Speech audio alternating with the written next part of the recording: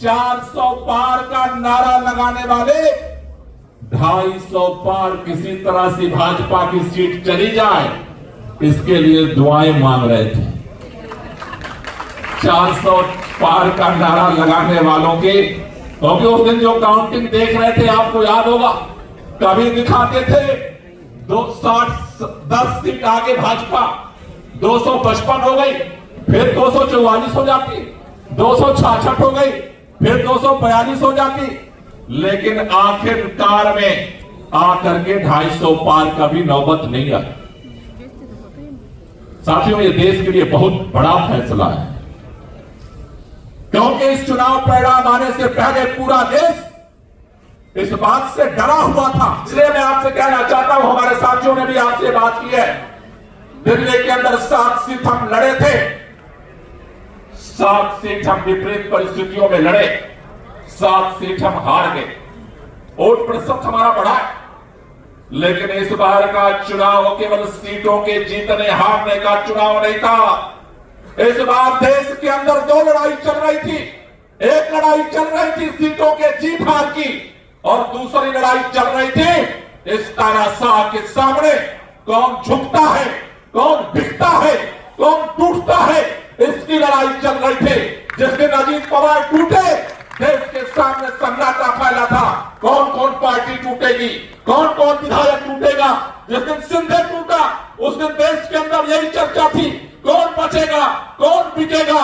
मैं आपसे कहना चाहता हूं साथियों, सीट की संख्या चाहे जो भी हमारी हो, लेकिन आम आदमी पार्टी के नेताओं ने 2 साल से सत्येंद्र जैन जेल के अंदर है, न टूटे न बिके।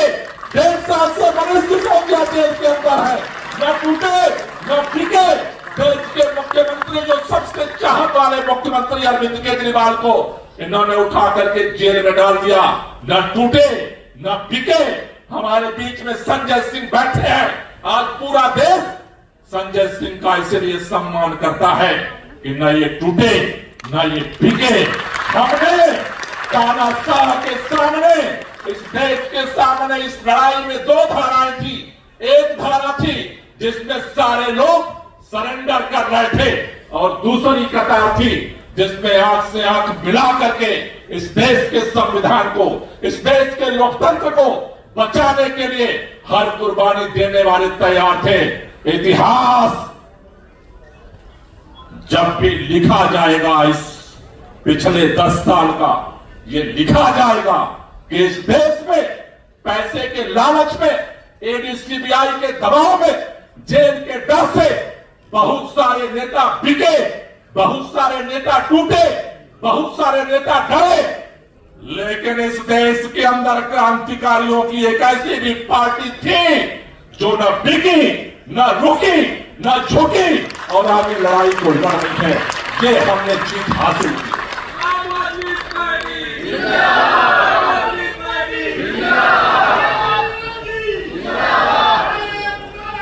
देश के अंदर चाहे इंडिया गठबंधन हो, चाहे एनडीए गठबंधन हो, देश के अंदर पार्टियों की कमी नहीं है, लेकिन हां, इस देश का हर एक शख्स, चाहे गांव में रहने वाला किसान हो, देश के अंदर फैक्ट्रियों में काम करने वाला मजदूर हो, आदिवासी हो, जंगल में रहने वाला, इस देश का दलित हो, अल्पसंख्यक हो, महिलाएं हो, अगड़े हो, पिछड़े हो, इस बात पर फख्र करते हैं कि इस देश के अंदर ऐसे भी आज नेता पैदा हैं जिनको दुनिया की कोई भी सत्ता अपने लक्ष्य से, अपने ईमानदारी से हिला नहीं सकती है, डिगा नहीं सकती है।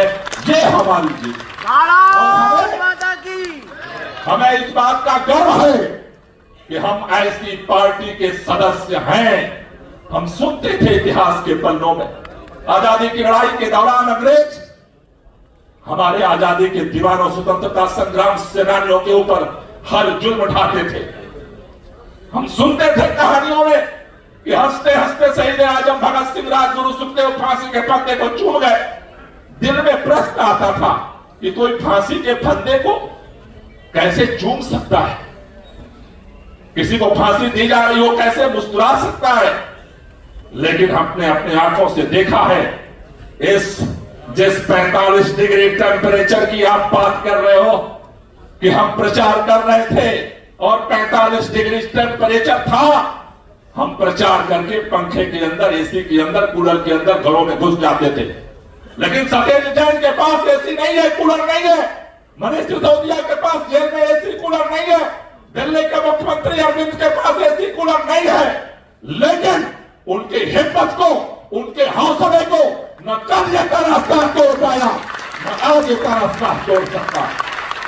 इसलिए आपसे कहना चाहता हूं, चुनाव में संसद में कितनी सीट आई, कितनी सीट गई, इस बात को भूल जाओ। दिल्ली के लोगों से मैंने बहुत लोगों से बात की कि आप तो अरविंद केजरीवाल के साथ थे, आप अरविंद केजरीवाल के समर्थन में थे, लेकिन आखिर में आपने वोट दूसरे को क्यों दे दिया?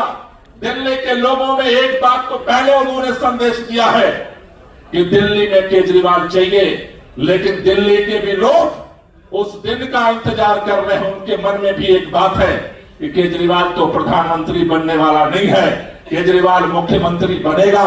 इसलिए कल भी केजरीवाल मुख्यमंत्री हमने बनाया था है और कल भी दिल्ली का मुख्यमंत्री हम केजरीवाल को बनाए।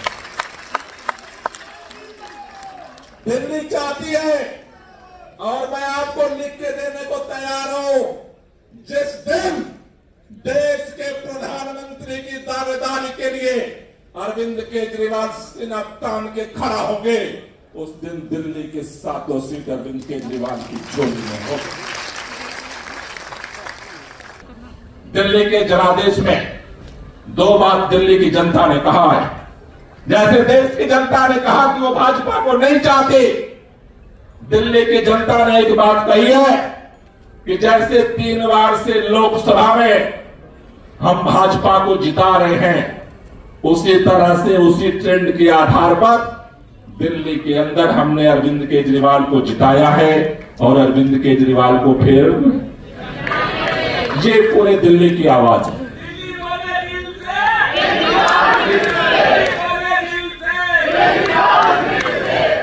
लेकिन जैसा मैंने आपसे कहा है कि सरकार बैसाखियों की सरकार जरूर है, लेकिन दबाव जरूर है, आदत नहीं बदली है। वो कहते हैं कि रस्सी जल भी जाती है तब भी। इसलिए मैं देख रहा हूं चुनाव के बाद से फिर वो दिल्ली के सारे कामों को रोकने का षड्यंत्र शुरू हो गया है। अभी ये पानी को लेकर के षड्यंत्र कर रहे हैं, फिर जब बारिश होगी तो बाढ़ को लेकर के षड्यंत्र करेंगे पिछली बार की तरह, फिर जब सर्दी आएगी तो प्रदूषण को लेकर के षड्यंत्र करेंगे।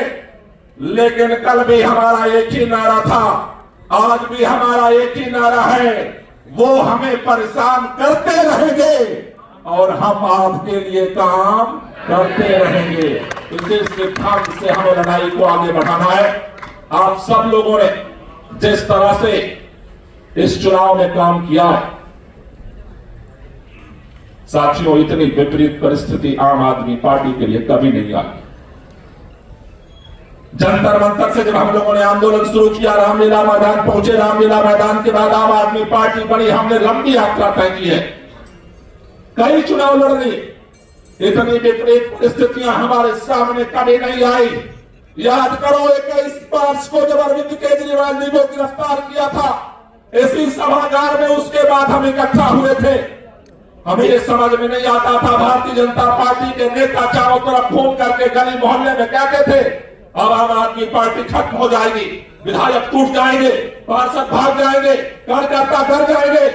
हमने यही संकल्प लिया था और मैं आपको बधाई देना चाहता हूं, सलाम करना चाहता हूं दिल्ली के सभी पदाधिकारियों को, सभी कार्यकर्ताओं को, जिस चट्टानी एकता के साथ और हौसले के साथ आपने इस विपरीत परिस्थितियों में भारतीय जनता पार्टी का मुकाबला किया है। इस मुकाबले को जिंदगी भर याद रखेंगे। इतनी विपरीत परिस्थितियों में भी अगर कोई लड़ सकता है, वो सिर्फ और सिर्फ और सिर्फ आम आदमी पार्टी का कार्यकर्ता लड़ सकता है और कोई नहीं लड़ सकता। और किसी में ताकत नहीं है। आज देश के अंदर अगर भारतीय जनता पार्टी के 4 श्रेष्ठ नेताओं को उठा करके जेल में डाल दिया जाए, भाजपा के लोग कहां भाग कर जाएंगे पता नहीं चलेगा। देश के अंदर किसी पार्टी की अगर ये स्थिति हो तो कमर सीधी नहीं हो सकती थी। लेकिन मैं आप सबको इस बात के लिए बधाई देना चाहता हूं, आपने लड़ाई लड़ी है और लड़ाई ऐसी लड़ी है कि दुश्मन याद रखेगा जिंदगी भर कि हमने तो कमर तोड़ने के लिए ये सारा कुछ किया था। लेकिन ये आम आदमी पार्टी के कार्यकर्ता ऐसे हैं, उन्होंने और मजबूती के साथ अपनी कमर कस ली। चुनाव के दौरान हमारे कैंडिडेट्स ने जिस तरह से मेहनत की, हमारे सभी माननीय विधायकों ने की, सभी पार्षदों ने की। हमारे कैंडिडेट 4 सीट पर चुनाव लड़ रहे थे, लेकिन 3 लोकसभा क्षेत्र में हमारे कैंडिडेट नहीं थे। मैं चाहता हूं कि एक बार उन 3 लोकसभा क्षेत्रों के लिए विधायक, पार्षद और सभी पदाधिकारियों के लिए एक ताली होनी चाहिए। वहां चुनाव हम नहीं लड़ रहे थे, लेकिन जिस शिद्दत के साथ अपनी अपनी विधानसभा, अपने अपने वार्ड, अपना लोकसभा छोड़ करके दिन रात जाकर के जहां भी संगठन ने ड्यूटी लगाई, आपने काम किया। जिस तरह से पूरे संगठन ने काम किया है साथियों, मैं आपको बताना चाहता हूं, परिणाम आने के बाद हमें पता चला कि हम हार गए। लेकिन सुबह जब भारतीय जनता पार्टी के नेता काउंटिंग कराने जा रहे थे, तब भी उनको भरोसा नहीं था कि हम चुनाव जीतेंगे या चुनाव हारेंगे।